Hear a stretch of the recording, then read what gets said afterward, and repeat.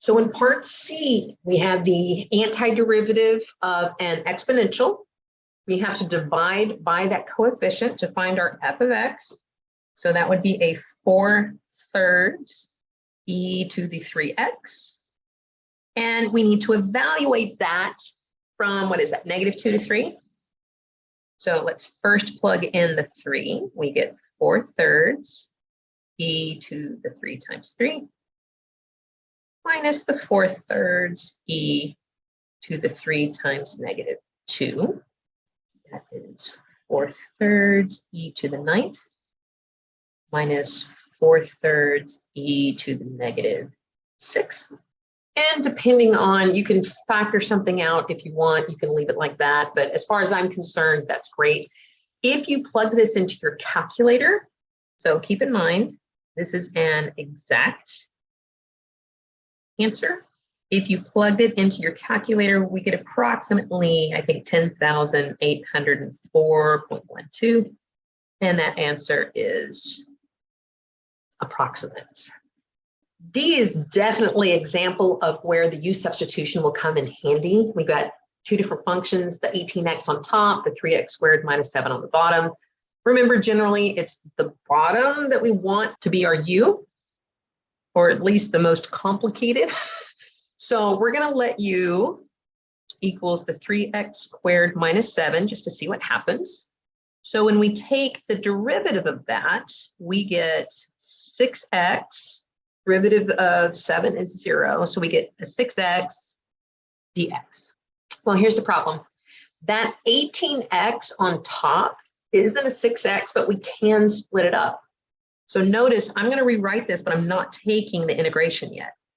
Okay, we're going to keep the 3x squared minus 7 and the dx.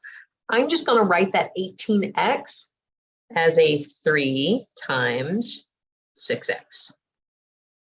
So now this is our du. And so we can rewrite it. So we're looking for the integration from 0 to 1 of, and if you want to, you could put that 3, it's a constant. You could put that 3 on the outside. So that just gives us 1 over u du. Looks like our natural log again.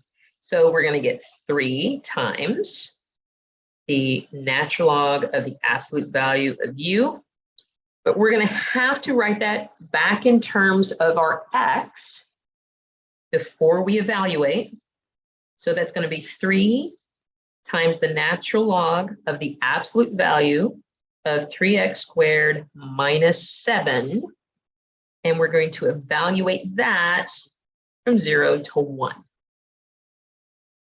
And just so you know, there is a way to evaluate it, keeping it in terms of u, but you'd have to kind of play with that a little bit, manipulate that to determine, okay, so when x is 0, what does u equal? And when x is 1, what does u equal? And then that changes your limits of integration. So I find it easier just to plug back in for your u, keep your limits of integration to 0 and 1, and be done with it. So here we have our 3. Let's do it in terms of 1. So we have the natural log of the absolute value of 3 times 1 squared minus 7 minus the natural log of the absolute value of 3 times 0 squared minus 7. So the first natural log, 1 squared is 1. So we get 3 minus 7, which is -4. So the absolute value of -4 is a +4. 3 times 0 is going to be 0. So we get the natural log of the absolute value of -7, which is 7. So we get the natural log of 7. And again, to clean that up, we can say 3 times the natural log. When do we subtract exponents? When we divide. So we're going to divide the 4 and the 7.